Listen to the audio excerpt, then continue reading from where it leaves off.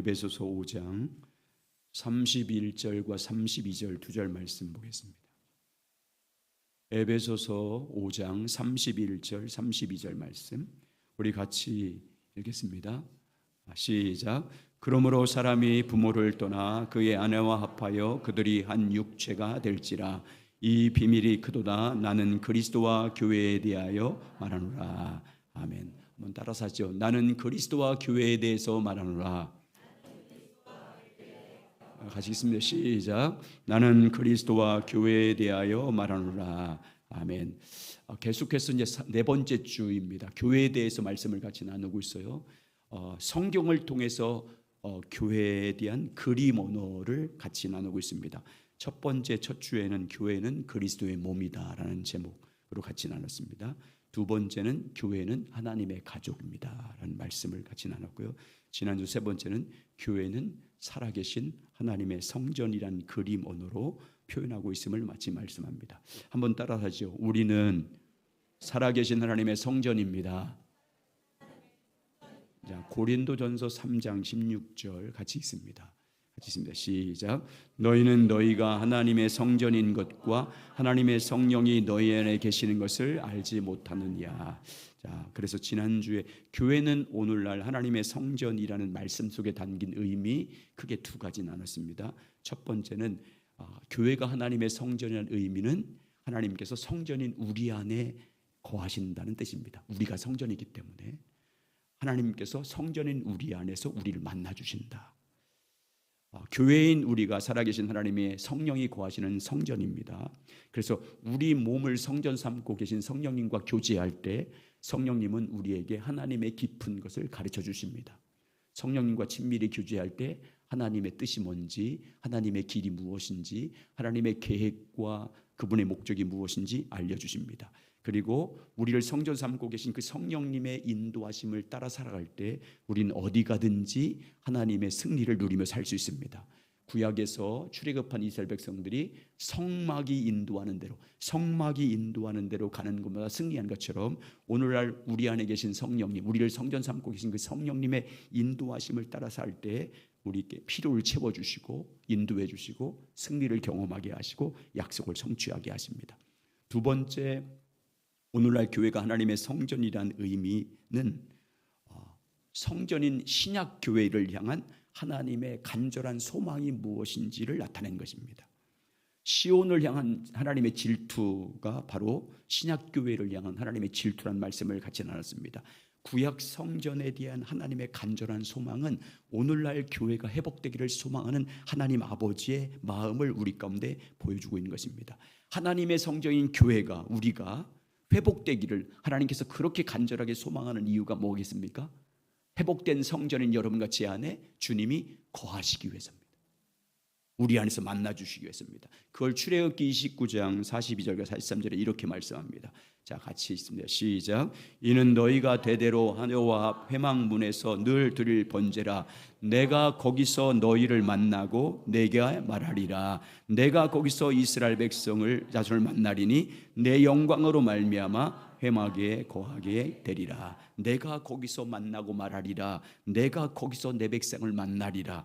이게 성전에 대한 약속이에요. 오늘날 교회에 대한 약속입니다. 교회인 우리가 살아계신 성전입니다. 성령님이 우리 가운데 거하십니다. 그러므로 여러분 안에 계신 성령님과 교제하시기 바랍니다. 그분과 친밀히 교제하셔야 됩니다. 그래서 그 성령의 인도하심을 따라 살아감으로 하나님의 영광, 또 하나님이 우리 가운데 임재해서 역사하시는 놀라운 일들을 누리며 살아가시길 예수의 이름으로 축복합니다. 자, 오늘은 교회에 대한 그림 언어 네 번째입니다. 교회는 그리스도의 신부라는 그림 언어로 말씀합니다. 따라서 하시죠. 교회는 그리스도의 신부입니다. 다시요. 우리는 그리스도의 신부입니다. 자, 오늘 본문 다시 읽겠습니다. 에베소서 5장 31절 32절 다시 읽습니다. 시작. 그러므로 사람이 부모를 떠나 그의 아내와 합하여 그들이 한 육체를 될지라. 이 비밀이 크도다. 나는 그리스도와 교회에 대해서 말하노라. 결혼은 하나님께서 가정에 세우신 아주 중요한 제도입니다. 하나님께서는 하나님의 형상대로 아담을 창조했습니다. 아담을 창조하신 하나님은 아담이 혼자 사는 것이 보기에 좋지 않아 보였습니다. 그래서 하나님께서는 아담을 위해서 돕는 배풀을 지으리라라고 말씀합니다. 자, 창세기 2장 18절 같이 읽습니다. 시작. 여호와 하나님이 이르시되 사람이 혼자 사는 것이 좋지 아니하니 내가 그를 위하여 돕는 배필을 지으리라 하시니라. 자, 오늘은 결혼식 주례 말씀을 전하는 겁니다. 여호와 하나님께서는 아담을 잠들게 했습니다. 아담이 깊이 잠들자 그 갈빗대를 취해서 여자를 취했습니다. 여자를 만드신 하나님은 이름을 하와라고 이름을 불렀습니다. 하나님께서는 하와를 아담에게로 인도합니다. 그자 아담이 하와를 보고 첫 번째 보인 표현 반응입니다. 뭡니까? 이는 내 뼈 중에 뼈요 내 살 중에 살이라. 쉽게 얘기하면 이쁘다 이 말이에요. 이뻐라 이런 뜻이에요. 그러니까 남편들은 아내에게 항상 무슨 말을 해야 된다는 거예요? 이쁘다 이쁘다 그 말을 해야 되는 거예요. 자, 창세기 2장 20절 24절. 사랑 고백은 예쁘다는 말은요 남자가 하는 거예요. 아내가 하는 게 아니라. 자, 시작. 아담이 모든 가축과 공중에서와 들의 모든 짐승에게 이름을 주니라.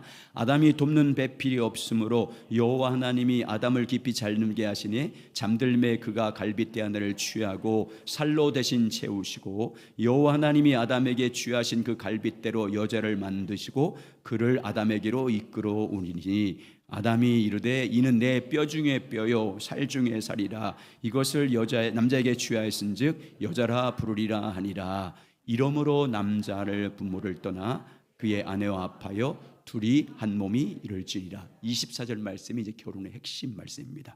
자, 하나님께서는 아담과 하와를 부부로 짝지어 주시면서 결혼의 의미를 이제 24절을 통해서 말씀합니다. 첫째, 결혼은 따라서 시작. 결혼은 독립하는 것입니다. 결혼은 독립하는 거라고 말씀합니다. 한 남자가 부모를 떠나는 것이다. 남자가 부모를 떠나. 결혼은 독립하는 것입니다. 부모님으로부터 독립하는 게 결혼이에요. 부모님으로부터 물질적으로 독립하는 것입니다. 부모님으로부터 정신적으로 스스로 독립하는 것입니다. 부모도 독립해야 돼요. 결혼시켰으면 거기를 의지하면 안 됩니다. 자식들 잘 살게 하면 되는 거예요.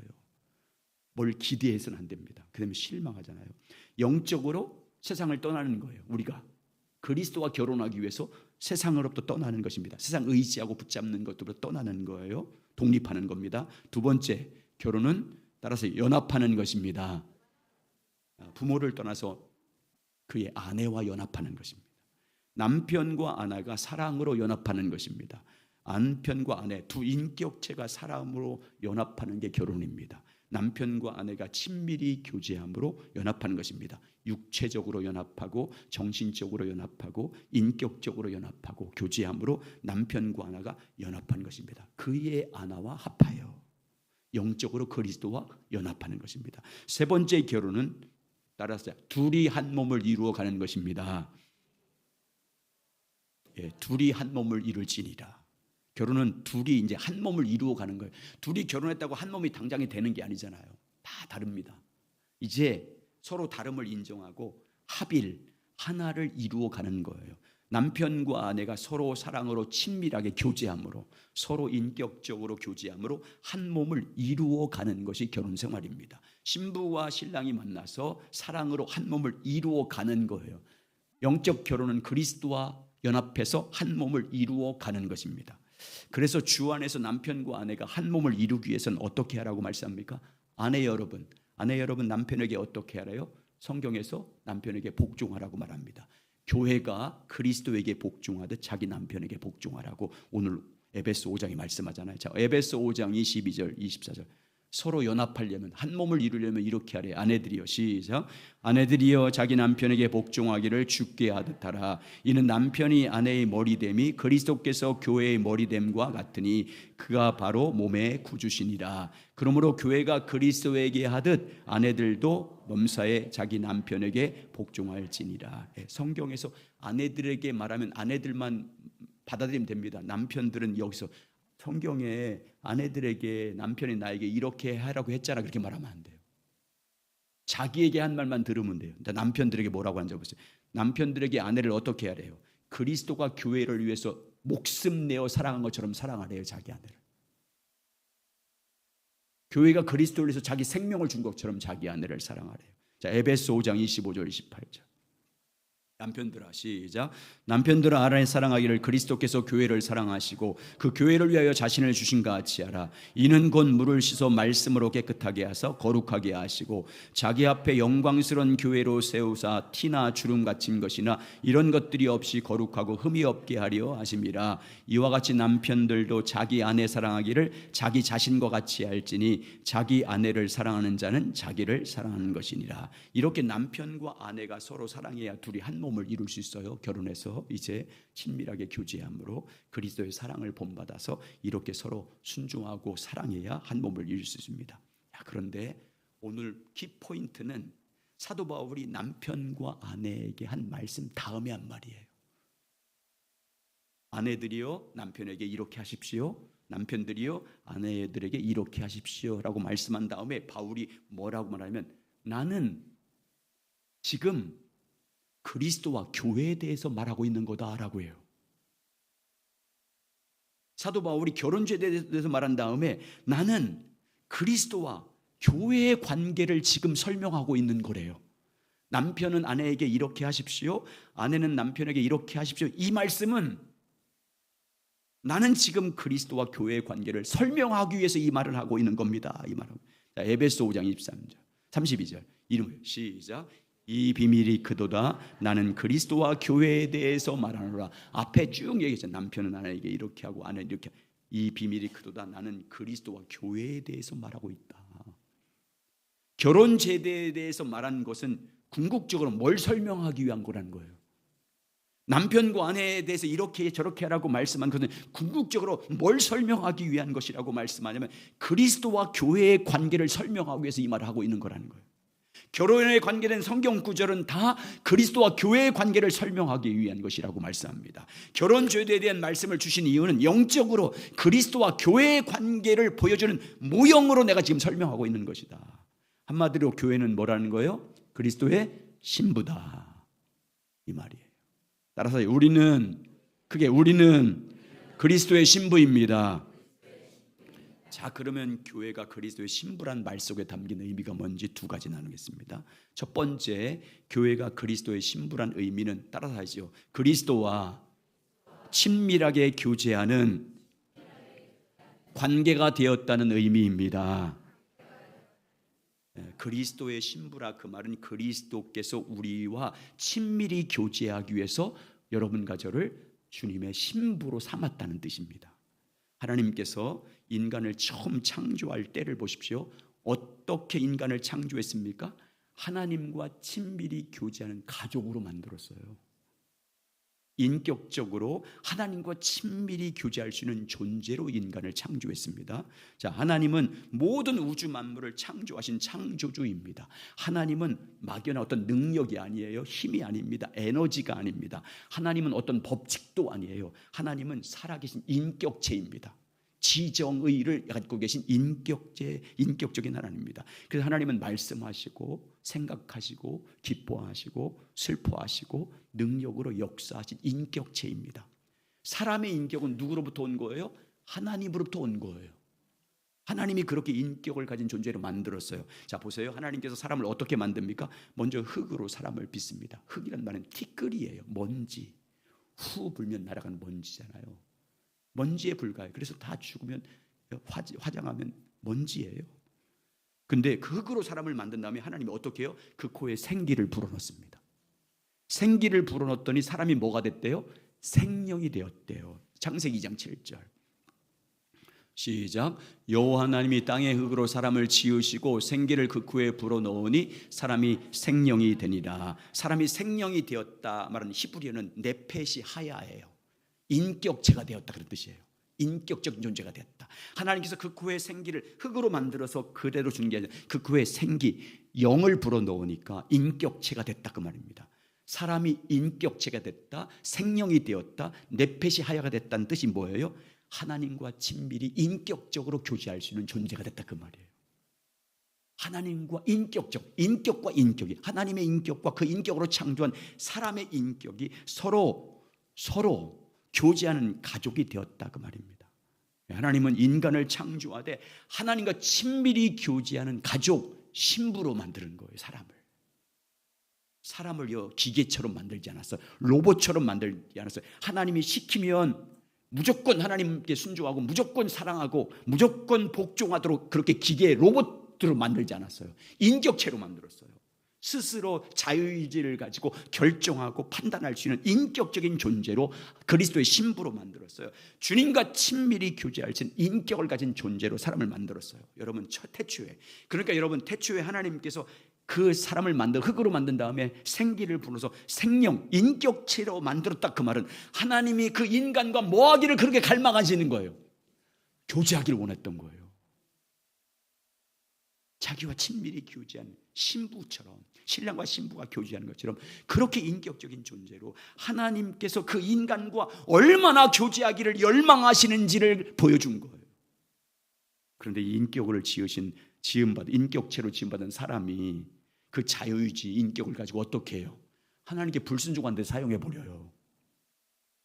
범죄하지 않습니까? 사탄의 유혹에 넘어가서 하나님께 죄를 범합니다. 하나님께서 반드시 선악을 알게 한 나무를 따먹으면 너 반드시 죽는다. 미리 다 가르쳐 주세요. 결과를. 그러니까 따먹지 말라고 하잖아요. 근데 먹으면 죽는다는 말을 듣고도 사탄의 미혹, 너 하나님같이 될 수 있다는 말에 미혹이 돼서 그냥 넘어가요. 그 범죄함으로 어떻게 돼요? 반드시 죽었잖아요. 사람 반드시 죽어요. 그래서 하나님과 사람과 관계가 완전히 단절됐어요. 그 영적 죽음이라고 그래요. 하나님과 교제가 친밀하게 교제할 수 있는 인격체로 만들었는데 그 교제가 끊어졌어요. 그 영적 죽음이에요. 하나님과의 갈 수 있는 길이 다 막혔어요. 이때부터 이제 사탄이 죄와 사망으로 인간을 지배해요. 사망이 왕노릇해요. 그러나 보세요. 하나님 보세요. 범죄했잖아요. 하나님의 형상대로 창조한 온 만물을 다스릴 수 있는 권세를 줬는데도 불구하고 범죄했잖아요. 범죄한 인간을요 하나님이 찾아가요. 또 범죄한 인간을 찾아가서 아담의 이름을 불러줘요. 아담아 너 어디 있니? 라고 불러요. 자, 창세기 3장 8절과 10절입니다. 시작. 그들이 그날 바람이 불 때 동산에 거니는 여호와의 하나님의 소리를 듣고 아담과 그의 아내가 여호와 하나님의 낯을 피하여 동산 나무 사이에 숨은지라. 여호와 하나님이 아담을 부르시며 그들에게 이르시되 내가 어디 있느냐? 이르되 내가 동산에서 하나님의 소리를 듣고 내가 벗었으므로 두려워하여 숨었나이다. 여러분 성경의 역사와 인류 역사를 보세요. 범죄한 인간이 하나님을 찾아갑니까? 하나님이 범죄한 인간을 찾아갑니까? 하나님이 찾아가요. 여러분과 저도 하나님 찾아오셨잖아요. 하나님께서 범죄한 인간을 찾아가서 그의 이름을 불러줘요. 그리고 하나님이 누구신지 알려줘요. 계시해 줍니다. 그리고 그를 부른 받은 사람에게 내가 너를 통해서 이런 일을 하길 원한다. 하나님의 계획을 알려줍니다. 하나님께서 애굽에서 430년 동안 고통을 당하고 있던 이스라엘 백성들을 어떻게 합니까? 찾아가십니다. 모세를 통해 찾아가십니다. 애굽에서 포로 생활하고 있는 이스라엘 백성들을 찾아가서 그들을 구원해 내십니다. 그리고 그들을 자기 백성으로 삼아요. 하나님 백성으로 삼습니다. 그리고 하나님께서는 자기 백성으로 삼으신 이스라엘 백성들을 어디로 인도해요? 명목성은 목적이 가나안이지만 하나님 안으로 인도합니다. 두 독수리 날개로 이스라엘 백성들을 업어서 하나님 품 안으로 인도했다고 말씀하잖아요. 출애굽기 19장 4절. 출애굽기 19장 4절. 시작. 내가 애굽 사람에게서 어떻게 행하였음과 내가 어떻게 독수리 날개로 너희를 업어 내게로 인도하였음을 너희가 보았느니라. 독수리 날개로 업어서 누구에게로 인도했대요? 하나님에게로 인도했대요. 왜요? 그들과 교제하려고. 여러분 하나님은 이렇게 자기 백성들과 교제하기를 원하십니다. 애굽에서 구원받은 그들과 교제하기 위해서 하나님 품으로 인도하십니다. 자, 여러분 예수님이 12제자를 선택합니다. 12제자를 선택한 목적이 뭐래요? 그들과 함께 살면서 그들과 교제하기 위한 것이라고 말하잖아요. 마가복음 3장 14절. 이에 시작. 이에 12를 세웠으니 이는 자기와 함께 있게 하시고 또 보내사 전도도 하시며. 제자들 12제자를 선택한 목적은 그들과 함께 살면서 그들과 친밀하게 교제하고 있어요. 3년 동안 함께 사셨잖아요. 교제했습니다. 여러분 예수님께서 십자가에 자기 피로 우리의 모든 죄를 속량하신 목적이 뭡니까?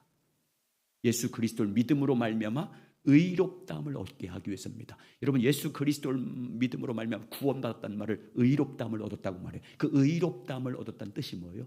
하나님과 관계가 회복됐다. 하나님과 교제가 회복시켰다. 왜? 주님과 친밀. 그게 구원이에요. 여러분 생명 구원은 하나님이신데 그분과 관계가 회복돼야 구원이잖아요.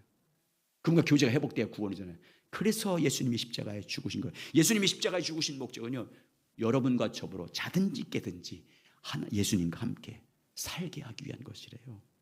자, 데살로니가전서 5장 9절과 10절입니다. 시작. 하나님이 우리를 세우심은 노하심에 이르게 하심이 아니요 오직 우리 주 예수 그리스도로 말미암아 구원을 받게 하심이라. 예수께서 우리를 위하여 죽으사 우리로 하여금 깨닫든지 자든지 자기와 함께 살게 하려 하셨느니라. 신앙생활은요 다른 게 아니에요. 신앙생활은요 봉사하고 충성하는 것, 그건 사역 중에 하나고, 신앙생활의 핵심은요 주님과 사귀는 거예요. 주님과 교제하는 거예요. 요한일서 1장 3절, 우리가 보고 들은 바를 너에게 전함은, 사도 요한이 복음을 전하는 목적을 말하고 있어요. 왜 복음을 전한 줄 아냐? 너희로 우리와 사귐 있게 하린다. 그 사귐이 뭔 줄 아냐? 아버지와 그 아들 예수 그리스도와 더불어 사귀는 삶을 누리는 거다. 신앙생활은요 주님과 교제하며 사는 거예요. 주님과 친밀한 교제를 통해서 주님을 더 알아가는 거예요. 그분의 사랑을 알아가는 거예요. 그분과의 친밀한 교제를 통해서 그분의 뜻이 뭔지를 알고 그 일에 동참하는 삶을 사는 것이 신앙생활의 본질이에요. 여러분과 제 안에 지난주에 성령님을 보내신 목적이 뭡니까? 왜 성령님이 우리 가운데 오셔서 내 몸을 성전 삼고 계신 목적이 뭡니까? 이 교회 건물에 계시지 않고 여러분과 제 안에 주님이 성령을 오신 목적이 뭐예요? 내가 어디를 다니든지 내 안에 계신 주님과 교제하라고. 내가 무엇을 하든지 내 안에 계신 성령님과 교제해서 그분의 인도하심을 따라 사는 삶을 살려고 그렇게 하신 거예요. 그러니까 교회가 그리스도의 신부란 의미는 무슨 뜻이에요? 주님과 교제가 회복됐다. 주님과 교제하는 삶을 살아야 되는 것이다. 주님 내 안에, 내가 주님 안에 함께 동거하면서 주님과 친밀히 교제하는 관계가 회복됐다는 뜻이 그리스도의 신부가 됐다는 의미입니다. 그래서 주님과 친밀한 교제하는 관계가 됐다는 것을 예수님은 요한복음을 통해서 비유로 많이 말씀하셨어요. 주님과 우리의 관계를, 신랑 되신 주님과 신부인 우리와의 관계를 어떻게 비유로 말씀했어요? 포도나무와 가지로 붙어 있잖아요. 친밀한 한 몸으로 교제하는 관계가 됐다는 것을 포도나무 비유로 이렇게 말씀합니다. 요한복음 15장 4절과 5절 시작. 내 안에 거하라 나도 너의 안에 거하리라. 가지가 포도나무에 붙어 있지 아니하면 스스로 열매를 맺을 수 없음과 같이 너희도 내 안에 있지 아니하면 그러하리라. 나는 포도나무요 너희는 가지라. 그가 내 안에 내가 그 안에 거하면 사람이 열매를 많이 맺나니 나를 떠나서는 너희가 아무것도 할 수 없음이라. 아멘. 또 주님과 우리의 관계를 뭘로 비유해요? 목자와 양으로 비유하잖아요. 신랑이신 주님이 우리의 목자고 양, 서로 함께 살면서 서로 교제하지 않습니까? 자, 요한복음 10장 27절 29절 시작. 내 양은 내 음성을 들으며 나는 그들을 알며 그들은 나를 따르느니라. 내가 그들에게 영생을 주노니 영원히 멸망하지 아니할 것이요 또 그들을 내 손에서 빼앗을 자가 없느니라. 그들을 주신 내 아버지는 만물보다 크심에 아무도 아버지 손에서 빼앗을 수 없느니라. 여러분 따라서 하죠. 교회는 그리스도의 신부입니다. 다시, 우리는 그리스도의 신부입니다. 그렇습니다. 우리는 주님이 거하시는 성전인, 주님의 성령이 거하시는 주님의 신부입니다. 그러므로 여러분, 신부의 최우선 순위는 뭐예요? 신랑과 교제하는 거예요. 신랑과 교제하는 거예요. 신랑과 사귀는 거예요. 그러므로 여러분, 그리스도의 신부로 사십시오. 이제부터 신랑 되신 주님과 여러분에 계신 성령님과 친밀하게 교제하며 사실 주의를 축원합니다. 날마다 주님과 사귐으로 주님이 인도하는 대로 따라가십시오. 날마다 교제할 때마다 성령님이 깨닫게 하시고 감동 주시고 진리를 가르쳐 줄 때 그 음성을 듣고 따라가는 신부가 되십시오. 주님 말합니다. 아가서를 통해서 나의 사랑, 나의 예쁜 자야, 나와 함께 가자. 내 목소리를 듣고 따라오라고 말합니다. 늘 주님과 교제해서 주님 따라감으로. 그러니까 여러분 보세요. 신랑 대신 신랑만 믿고 따라가면 신부가 뭐가 걱정이 있어요? 신랑이 다 알아서 해주는데.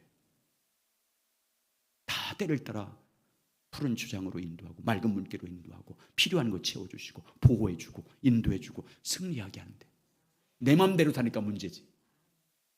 내가 막 양이 각기 제 길로 갔기 때문에 문제가 되는 거잖아요.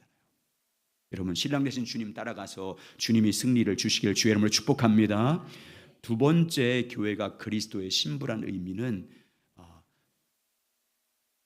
신랑 되신 그리스도께서, 따라서 신랑 되신 그리스도께서 교회에게 요구하는 자세가 무엇인지를 보여준 것입니다. 신랑 되신 그리스도께서 신부인 교회에게 무엇을 요구하는지를 계시해 준 것이 신부란 의미예요. 남편 여러분, 여러분의 아내가 아내에게 요구하는 마음 자세가 뭡니까? 아내 여러분, 여러분의 남편에게 요구하는 마음 자세가 뭡니까?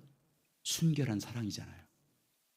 결혼했으니까 오직 자기 남편, 자기만을 사랑하는 순결한 마음을 원하잖아요. 자기 아내만을 사랑하는 순전한 마음을 원하지 않습니까? 남편과 아내가 서로에 대한 정절, 순결한 사랑의 헌신이 부부에게 요구되는 마음이지 않습니까? 그래야 남편과 아내가 서로 신뢰함으로 부부관계가 튼튼해집니다. 서로에 대한 사랑과 헌신을 신뢰함으로 부부가 행복하고 교제가 넘칩니다. 그런데 여러분, 남편과 아내가 서로에 대한 순결한 사랑이 없어 보십시오. 가정입니다. 우리 교회과는 그런 분은 없겠지만 서로에 대한 정절을 지키지 않는다고 가정해 보십시오. 서로에 대한 순결한 사랑에 헌신이 없다고 가정해 보십시오. 어떤 아내가 남편을 두고 다른 남자를 사랑합니다. 남편을 두고 다른 남자와 불륜 관계를 맺어요. 그리고 남편에게 미안하니까 고가의 명품 시계를 사주고 남편이 좋아하는 외제차 사주고 아주 아름답게 꾸며줍니다. 어떤 남편이 아내를 두고 다른 여자와 사랑을 나눕니다. 불륜 관계를 맺으면서 아내에게 미안하니까 몰래 명품을 사주고 고가의 옷을 사주고 금은 보석 귀걸이를 풍족하게 생활 빌어줍니다.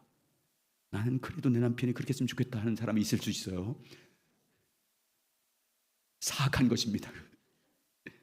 자, 그런데 그렇게 하는 걸 남편과 아내가 다 알고 있어. 자기 아내가 다 그렇게 하고 있다는 걸 다른 남자와 사랑하고 있다는 걸 다 알고 있어. 그러면서 자기에게 잘하고 있다는 걸 알고 있어요. 그렇게 외도하면서 자기에게 부적절한 관계를 맺으면서 그렇게 하고 있다는 걸 다 알고 있어요. 그러면 여러분, 남편과 관계 친밀한 교제가 될까요? 행복한 부부가 될 수 있습니까? 주고받는 선물이 기쁨이 있겠습니까? 불행해집니다. 신뢰가 깨져요. 완전히 무너집니다.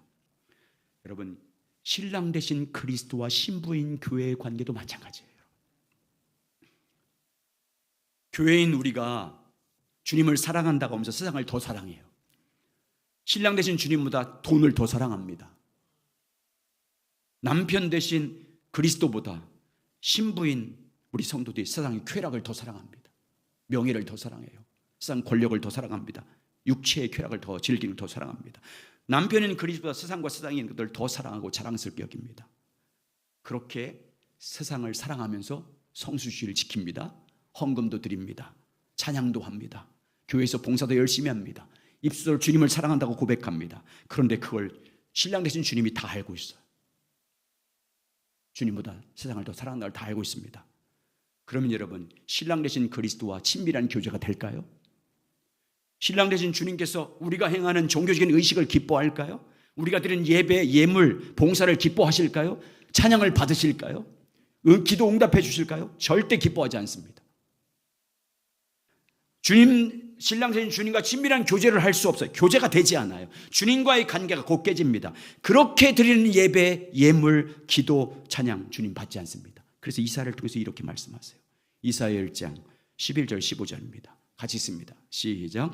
여호와께서 말씀하시되 너희의 무수한 재물이 내게 무슨 유익이냐. 나는 순양의 번제와 살찐 짐승의 기름을 배불렀고 나는 수송아지나 어린 양이나 순염소의 피를 기뻐하지 아니하노라. 너희가 내 앞에 보이려 오니 이것을 누가 너희에게 요구하느냐. 내 마당만 밟을 뿐이니라. 헛된 재물을 다시 가져오지 말라. 분향은 내가 가증히 여기는 바요. 월삭과 안식일과 대회로 모이는 것도 그러하니 성회와 아울러 악한 것들을 내가 견디지 못하겠노라. 내 마음이 너희 월삭과 정한 절기를 싫어하나니 그것이 내게 무서운 짐이라. 내가 지기에 곤비하였느리라. 너희가 손을 펼 때 내가 내 눈을 너희에게 가리고 너희가 많이 기도할지라도 내가 듣지 아니하리니 이는 너희의 손이 피가 가득함이라. 아멘. 여러분, 신랑 되신 그리스도께서 신부인 여러분과 저에게 요구하는 마음 자세는 하나입니다. 사랑입니다. 신랑 되신 주님께서 신부인 여러분과 저에게, 교회에게 요구하는 마음 자세는요, 신랑 되신 주님을 향한 순전한 사랑입니다. 신랑 되신 주님께서 신부인 교회에게 요구하는 것은요, 거룩함입니다. 신부인 우리들에게 요구하는 주님의 요구는요, 주님을 향한 순결한 사랑입니다. 정결한 처녀가 돼서 남편인 그리스도에게 순전한 사랑으로 헌신하기를 원하십니다. 진실함과 깨끗함으로 그리스도를 사랑하기를 원하십니다. 그래서 사도 바울은 이것을 이렇게 표현합니다. 고린도후서 11장 2절과 3절입니다. 시작. 내가 하나님의 열심으로 너희를 위하여 열심을 내나니 내가 너희를 정결한 처녀로 한 남편인 그리스도께 드리려고 중매함이로다. 그러나 나는 뱀이 그 간계로 하와를 미혹한 것 같이 너희 마음이 그리스도를 향하는 진실함과 깨끗함에서 떠나 부패할까 두려워하노라. 여러분, 신랑 되신 그리스도께서 신부인 교회를 향해서 거룩함을 요구하는 이유가 뭘까요? 왜 오직 거룩한 이 순결한 사랑, 진실하고 깨끗함으로 주님 한 분만을 사랑하는 이 사랑을 요구하는 이유가 뭘까요? 주님께서 그렇게 우리를 사랑했기 때문이에요. 주님 우리를 사랑할 때 어떻게? 자기 목숨을 우리 죄에 속하는 대속물로 주기까지 우리를 사랑했습니다. 신랑 되신 그리스도는 우리를 사랑하되 죽기까지 사랑했습니다. 자기 물과 피를 다 쏟기까지 우리를 사랑했습니다. 그리스도께서 우리를 구속해 주기 위해서 자기 목숨을 다하고 힘을 다하고 마음을 다해서 신부인 그리스도를, 교회를 사랑했어요. 여러분과 저를 사랑했습니다. 자기 피값으로 여러분과 저를 사기 위해서 죽기까지 사랑했습니다. 그래서 신랑 되신 주님은 신부인 우리에게 주님 한 분만을 사랑하기를 원하십니다. 여러분도 마찬가지잖아요. 여러분의 아내와 여러분 남편이 누구만을 사랑하기를 원하십니까? 남편도 사랑하고 저 사람도 사랑하기를 원하십니까? 그런 사람이 어디 있어요? 신랑 되신 주님께서 여러분과 저에게 요구하는 것은요, 오직 주님을 향한 순전한 사랑 하나만 요구하십니다. 진실하고 깨끗함으로 신랑 되신 예수 그리스도를 사랑하길 원하십니다. 그래야 교제가 되기 때문에, 그래야 교제가 되거든요. 친밀함이 유지되거든요. 부부관계도 그렇지 않습니까? 서로 순결해야 친밀함이 유지되잖아요. 그리스도를 향한 순결한 사랑으로 단장되어야 교회 안에 성령과 진리가 충만해지고 주님이 주신 때를 따라 돕는 은혜가 넘치고 생명의 성령이 역사할 줄 믿습니다. 다시 오실 주님을 맞이하기 위한, 마지막 때 다시 오실 주님을 맞이하기 위한 신부된 교회의 최고의 단장이 뭐냐? 사랑입니다. 사랑밖에 없어요. 신랑을 위한 최고의 신부 단장품은요, 주님을 향한 사랑밖에 없습니다. 다시 오실 주님을 맞이하기 위한 최고의 신부 단장품은요, 주님을 향한 순전한 사랑입니다. 진실함과 깨끗한 사랑입니다. 사랑에 대해 내 존재를 다해서 사랑하는 그 사랑만 주님은 단장되길 원하십니다. 그래서 그래야 혼인잔치에 참여할 수 있어요. 다 참여합니까? 아니에요. 순결한 신부들만 참석해요. 혼인잔치. 그래서 우리가 이 땅에 사는 동안 신랑 되신 주님을 맞이하기 위해서 신부 단장 잘하라고 돕는 보혜사 성령님 보내주신 거예요. 성령님 그래서 보내주신 거예요. 성령의 가르침을 받아야, 성령의 인도한 대로 받아야 정결해지기 때문에 우리 안에 계신 성령님은요, 교회인 여러분과 저를 단장시키는 일을 하시는 거예요. 교회인 우리로 하여금 신랑을 잘 맞이할 수 있도록 우리 안에 계신 성령님은 우리로 하여금 주님만 사랑할 수 있는 사랑을 우리 가운데 가르쳐줘요. 그 사랑을 부어준다니까요. 로마서 5장 5절. 소망이 우리를 부끄럽게 하지 않으면 우리에게 주신 성령으로 말미암아 하나님의 사랑이 우리 마음에 부은바되매니. 여러분, 하나님의 사랑이 우리 마음에 부어져야, 그 사랑이 있어야, 그리스도의 사랑이 있어야 우리도 주님을 온전히 사랑할 수 있잖아요.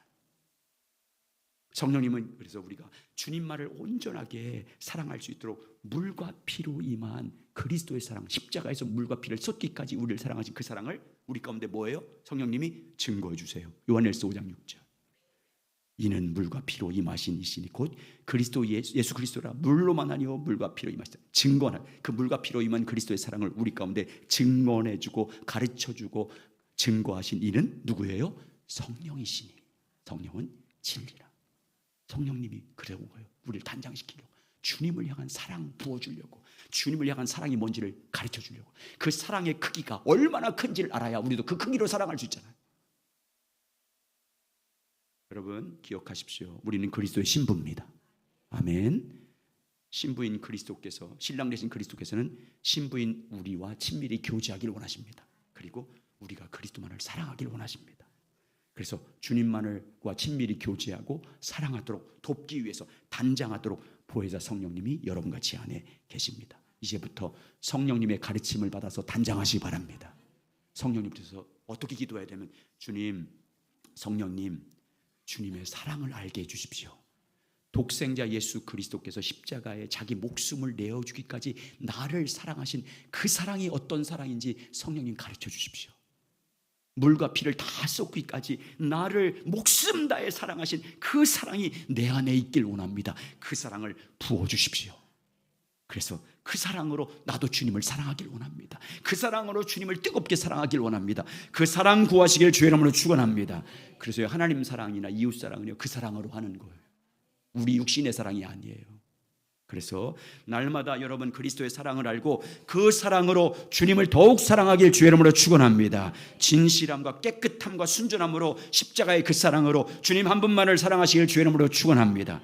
그래, 주님 도시 오시는 그날 우리의 신부 단장품으로 신랑께 사랑 드리시기 바랍니다.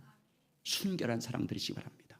신랑 되신 주님, 주님께서 나를 사랑하신 그 사랑과 주님이 나를 사랑한 그 사랑과 주님을 향한 내 사랑이 하나로 연합하는 게 결혼입니다. 그래서 혼인잔치에 참여하는 거예요. 주님이 나를 향한 사랑과 주님의 사랑과 내가 주님을 향한 사랑이 합일 연합해서 한 몸을 이루어서 교회가 돼서 주님을 사랑함으로 주님과 오신 그날에 그 영광에 참여하는 우리 모두가 되기를 예수의 이름으로 축복합니다. 우리